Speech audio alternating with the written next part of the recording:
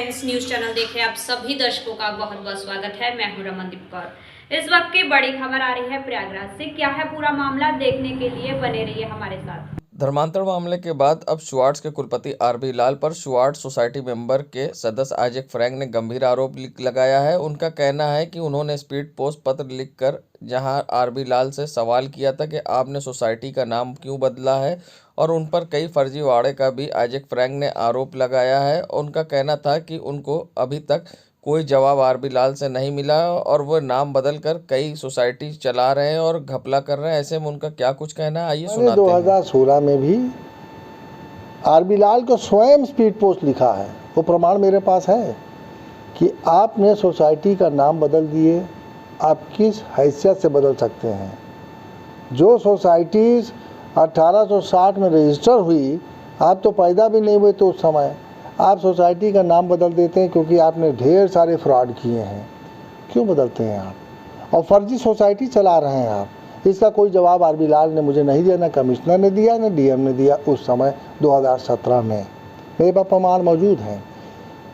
शिक्षा संचालन जो उन्होंने किया 2 कंपनीज के मार्फत किया, और 2 कंपनीज के मार्फत का क्या यूटिलाइजेशन सर्टिफिकेट 991 सेंटर जिन्होंने फर्जी चलाए, क्या उसका नहीं लेंगे आप? क्या फर्जी सोसाइटी बना के गवर्नमेंट से भी पैसा लेते हैं? फर्जी सोसाइटीज बना करके गवर्नमेंट से पैसा तो लेते ही हैं ये लोग।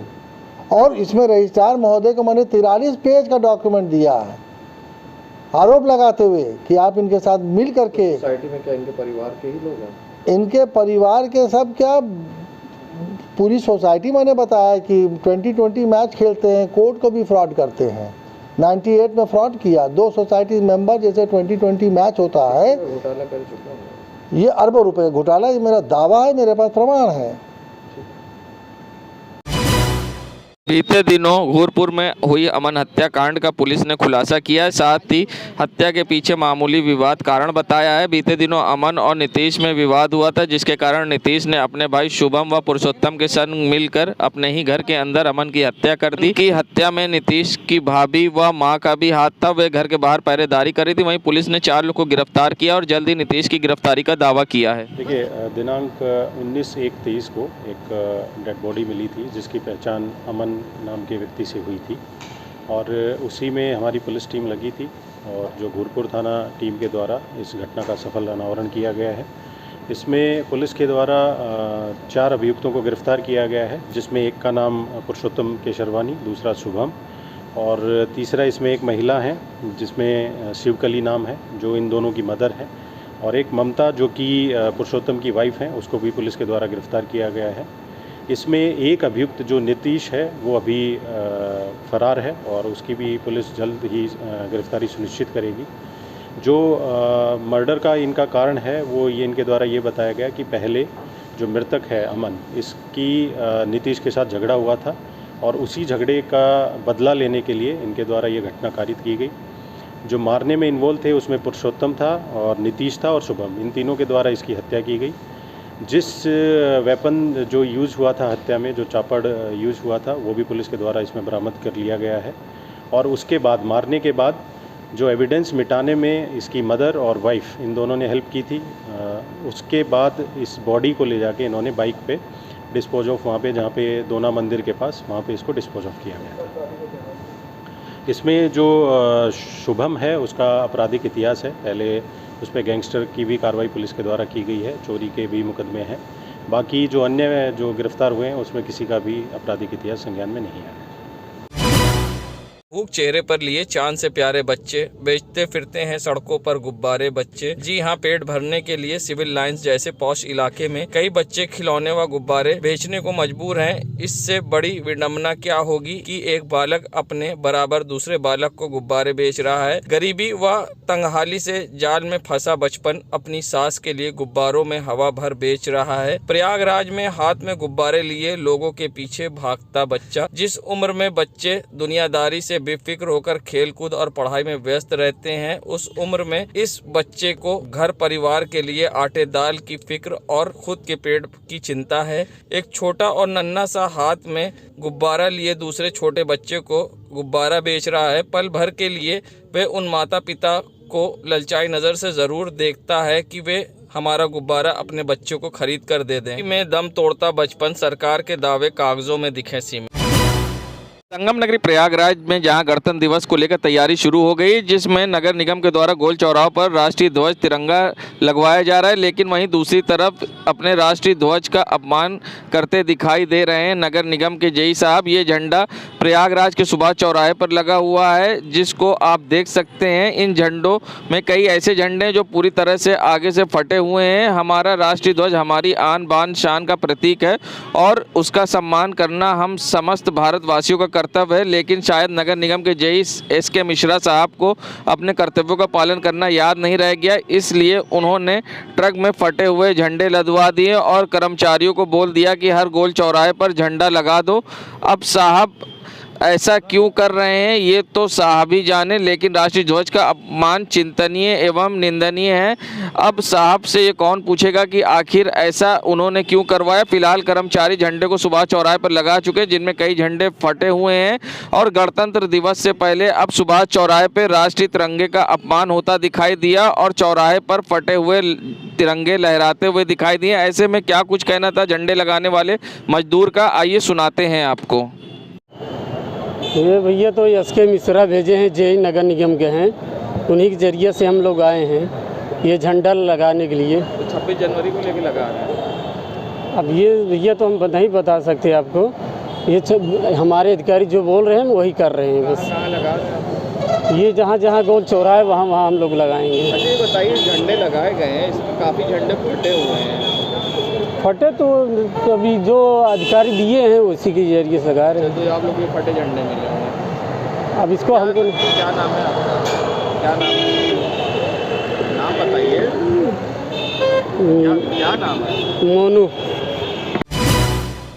संगम नगरी प्रयागराज में जहां मौनी अमावस्या के दिन 590 दंडित परिक्रमा न करने देने पर मौनी महाराज अनशन पर बैठे हैं। साथ ही वे भू समाधि और जल समाधि भी कर ले सकते हैं। मौनी महाराज ने 2 दिन से ना तो ये अनुष्ठान किए और ना ही यज्ञ ना ही रुद्राक्ष की माला धारण की है। मौनी महाराज ने कहा है कि योगी मोदी राज्य में अधिकारी साधु संतों का कर रहे हैं अपमान। मौनी महाराज ने कहा ऐसे में वे कभी सोचा नहीं था कि रावण राज भी आ गया है। ऐसे में उन्होंने प्रधानमंत्री, राष्ट्रपति, मुख्यमंत्री को पत्र लिखकर और मेलाधिकारी से शिकायत की है। साथ ही उन्होंने अपनी मांग करते हुए क्या कुछ कहा है, आइए सुनाते हैं आपको। दुर्भाग्य है कि मैं तीर्थराज प्रयाग में जो राष्ट्र रक्षा है तो विगत 38 वर्षों से मैं आगे कर रहा था। राष्ट्र रक्षा की भाग्य खंडित की गई है और जब यज्ञ खंडित होती है तो देश में बड़ी विपत्तियां आती हैं, बड़ी आपत्तियां आती हैं। आज 2 दिन से न भगवान की पूजा हुई है, न यज्ञ हुआ है, न अनुष्ठान हुआ है, न अभिषेक हुआ है, ना मैं शासन से उठा हूँ। ऐसी स्थिति में जब जिस यज्ञ तो रावण के राज्य में खंडित होती थी, कंस के राज्य में खंडित होती थी, मतलब योगी राज्य में और मोदी राज्य में यज्ञ खंडित हुई है, इससे ज़्यादा दुर्भाग्य क्या हो सकता है। यज्ञ खंडित होने का जो दुष्प्रभाव है वो देश के लिए बड़ा खतरनाक है। इसलिए मैं अनशन पे हूँ और अब जीवन कोई मतलब नहीं, इसलिए मैंने जो महाआहुति की और मिर्चों की महाआहुति करके मैं शरीर को भगवान भगवती प्रत्यंगिरा और भगवती पीताम्बरा को सौंप रहा था। अब मैं भू समाधि या जल समाधि में प्रवेश करने के लिए अपने आप को तैयार कर रहा हूँ, क्योंकि अगर धर्म ही नहीं है तो जीवन का कोई मतलब नहीं। रुद्राक्ष की माला पहनते थे, आपने उतार के रखी? देखिए रुद्राक्ष की माला कहाँ पहन सकते हैं जब परिक्रमा ही नहीं हुई महाराज। जिनके लिए मैं करता हूँ, अगर भगवान ही नहीं है तो रुद्राक्ष कोई मेरा आभूषण नहीं, वो मेरी आस्था है। जब मेरे प्रभु की पूजा नहीं हो सकती, यज्ञ नहीं हो सकती महाराज, तो रुद्राक्ष नहीं, मैं कुछ भी नहीं कर सकता हूँ। अब तो मैं गंगा जल भी नहीं ले रहा हूँ, तो माला मणि चंदन का कोई मतलब नहीं। किसने रोका है?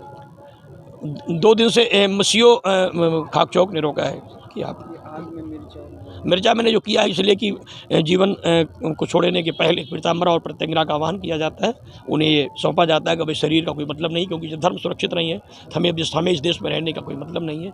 जब ये रावण राज्य हो गया है, कंस राज्य हो गया है, अब यहाँ पूजा पाठ है, तब जब तप नहीं हो सकेगा तो फिर जीवन का क्या मतलब है। शरीर छोड़ के यहाँ जाना चाहिए। मैंने लेटर प्रधानमंत्री से लेकर के राष्ट्रपति तक और मुख्यमंत्री से लेकर के मैंने मेला प्रशासन को भी दे दिया है और उसमें मैंने लिख दिया कि मेरी ये खंडित की गई है।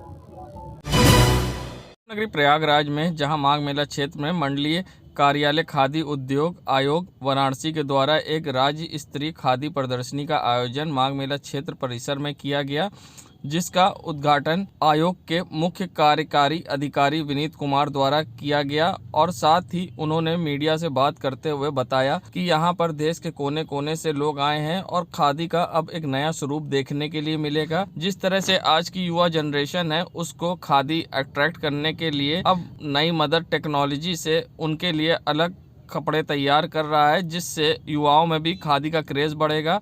ऐसे में यहाँ प्रयागराज पहुँचे आयोग के अधिकारी विनीत कुमार ने मीडिया से बात करते हुए और भी कई खास जानकारी साझा की और उन्होंने क्या कुछ कहा है मीडिया से बात करते हुए। आइए सुनाते हैं क्या कुछ कहना है इस पूरे मामले पर आयोग के कार्यकारी अधिकारी विनीत कुमार का। बहुत ज़्यादा फुटफॉल है यहाँ पे, पूरे देश से लोग आते हैं, तो यहाँ पे खादी और हमारे जो ग्रामोद्योग है उसके प्रोडक्ट्स को हम दे रहे हैं। यहाँ पे आप देखेंगे पूरे देश से, नागालैंड से, बिहार से, बंगाल से लोग आए अपने प्रोडक्ट लेके, सिल्क, खादी, और कई जो हमारे संस्थान हैं वो बड़े इनोवेटिव प्रोडक्ट लाए हैं जो कि यंगर पॉपुलेशन को अट्रैक्ट करते हैं। जिसमें हम आपको बताना चाहेंगे कि जो हमारा आयोग है उन्होंने national institute of fashion technology के साथ एक टाई अप किया है और एक सेंटर ऑफ एक्सीलेंस बनाया है, जिसके 5 सेंटर हैं पूरे देश में, और उनकी सहायता लेकर के यहाँ पे अभी मैंने एक संस्थान की विजिट किया कि उन्होंने यंग जो जनरेशन है उसको अट्रैक्ट करने के लिए मॉडर्न क्लोथिंग, जिसमें कि कुर्ते हैं, जैकेट्स हैं, पैंट्स हैं, वो सब बनाए हैं।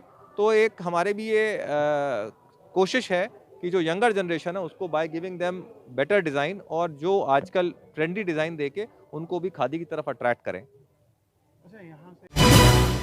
नगरी प्रयागराज में आज प्रयागराज जंक्शन के बाहर जहां आशीर्वाद संस्था की ओर से गरीब मजलूमों को कंबल वितरित किया गया। जहां प्रयागराज में कड़ाके की ठंड पड़ रही है, ऐसे में हर कोई ठंड से परेशान है, वहीं उनको राहत दिलाने के लिए आज आशीर्वाद संस्था ने आगे आकर लोगों को कंबल वितरित किया। साथ ही सचिव मनीष वर्मा ने लोगों से अपील करी कि ठंड में गरीबों की मदद के लिए आगे आए और उनकी मदद करें और इसी तरह से लोगों को राहत दिलाने का कार्य करें। ऐसे में क्या कुछ कहना था आशीर्वाद संस्था के सचिव मनीष वर्मा का, आइए सुनाते हैं।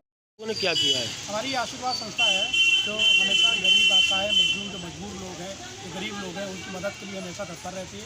अब क्योंकि आप जानते हैं भीषण ठंड पड़ रही है, इस भीषण ठंड में जो गरीब हैं जिनको शायद उनको इतनी ठंड में उनको बचाव नहीं हुआ, उनके लिए कंबल वितरण का कार्यक्रम हम लोगों ने आज किया और यहाँ लोग जो गरीब आए थे उनको हमारी तरफ से कंबल दिया गया और इसमें कई लोग का सहयोग था जिनके सहयोग से कार्यक्रम पूरा हुआ। और मैं इसके साथ ही लोगों से भी और लोगों से ये अपील करना चाहूँगा कि इसी तरीके से जो गरीब है, मजलूम है, जो मजबूर हैं, उनकी मदद के लिए आगे आए ताकि उनको इस तरीके की मुसीबत, ऐसी भीषण ठंड में उनको राहत मिल सके। अच्छा, आपकी संस्था की तरफ से और कौन लोग साथ में आए हैं? हमारी संस्था की तरफ से हमारे कासिफुद्दीन हैं, उपाध्यक्ष हैं, अनुराधा जी जुड़े हैं, सभी जो और सदस्य हैं, उन सब के सहयोग से ये कार्यक्रम संपन्न हुआ है। ठीक, नाम बता दीजिए। मनीष वर्मा, आशीर्वाद संस्था सचिव।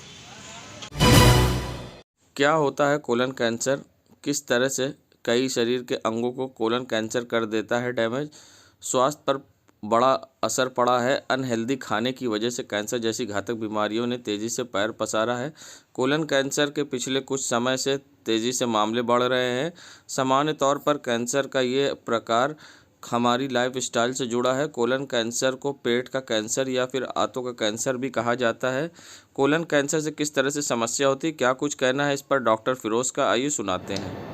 कोलन कैंसर देखिए अमूमन होता क्या है, हमारे जो खान पीन है, खान पीन की वजह से इस तरह की प्रॉब्लम होती है। अनहाइजीनिक खाना, अल्कोहल लेना, धूम्रपान करना, इस तरह की कई आदतें जो हम लोग को कोलन कैंसर की तरफ ज़्यादा दावत देती है। और जंक फूड है, फास्ट फूड है, इस तरह की चीज़ों से हमको लोग को बचना चाहिए। और ख़ास तौर पे होता क्या है कि अमूमन लोग क्या होता है खाने पीने में अनहाइजीनिक कंडीशन हमेशा, जिसकी वजह से रीज़न ये होता है कोलन कैंसर के। इसका क्या बचाव? देखिए, इससे बचने के लिए आपको खान पीन अपना साफ़ सुथरा रखना पड़ेगा। अल्कोहल का सेवन नहीं करना है, धूम्रपान नहीं लेना है, ऑयली चीज़ों से थोड़ा सा परहेज रखना है। अमूमन हम लोग हमेशा बाहर के खानों को पसंद कर रहे हैं, जो कि इससे पहले इस तरह की चीज़ें नहीं हुआ करती थी।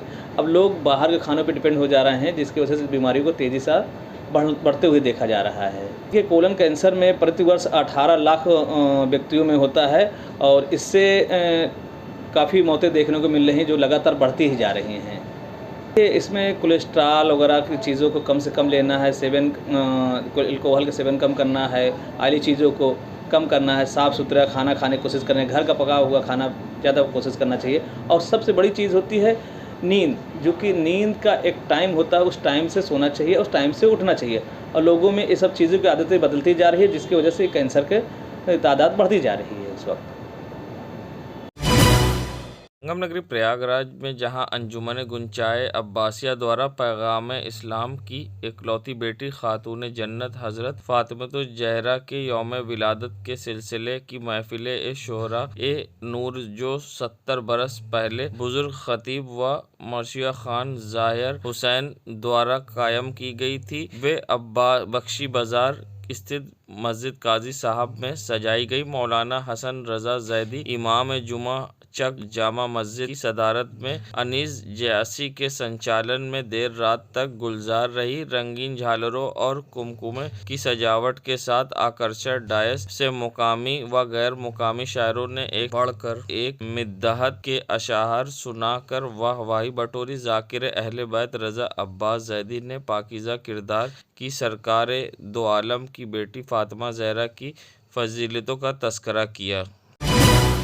यूपी में बढ़ते महिलाओं के प्रति अपराध को लेकर भारतीय किसान सेना लोकतांत्रिक पार्टी की नेता व प्रयागराज से मेयर प्रत्याशी किरण यादव ने योगी सरकार पर हमला बोला है। साथ ही योगी सरकार से निवेदन करते हुए महिला सुरक्षा कानून बनाने की मांग की है और योगी सरकार के ही विधायक और सांसद पर निशाना साधा है और उन्होंने कई गंभीर आरोप भी लगाए हैं महिला उत्पीड़न को लेकर। ऐसे में उनका क्या कुछ कहना है, आइए सुनाते हैं। देखिए, जब से योगी सरकार आई है ये कहते हैं कि हम महिलाओं को सुरक्षा दे रहे हैं।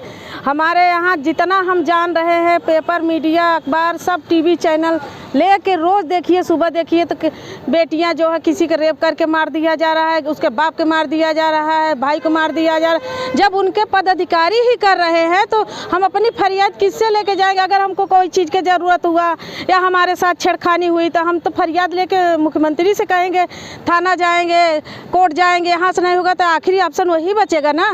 तो जब बेटी बढ़ाओ बेटी पढ़ाओ कर रहे हैं, जब बेटियाँ ही नहीं रहेंगी, मार डाल रहे हैं, बेटियों के बलात्कार कर रहे हैं, उनको मार दिया जा रहा है, वो अपनी बातें नहीं बता पा रही हैं। हाँ, तो कम से कम जो है माननीय मुख्यमंत्री जी से हमारा निवेदन है, हाथ जोड़ के निवेदन है कि महिलाओं के लिए कोई अलग से कानून व्यवस्था उनको करे और जो है सारी महिलाओं को सुरक्षित, जबकि हम लोग बाहर निकल सके, चल सके। अब तो बाहर निकलने में भी डर लग रहा है कि कब कौन मिल जाएगा, कौन सामने दिख जाएगा, कब हमको हमारे साथ अटैक कर देगा, कब रेप होगा, कब बेटियां पढ़े स्कूल नहीं जा पा रही हैं। हाँ, अभी 15-15 साल की बच्चियां जो जब इन्हीं के विधायक सांसद कर रहे हैं तो और तो माफिया गुंडा कहाँ से आ रहे हैं? इन्हीं के, इनके पार्टी में सब गुंडा और माफिया भरे हुए हैं। मेरा परिचय है एडवोकेट किरण यादव और मेयर प्रत्याशी भारतीय किसान सेना लोकतांत्रिक पार्टी प्रयागराज।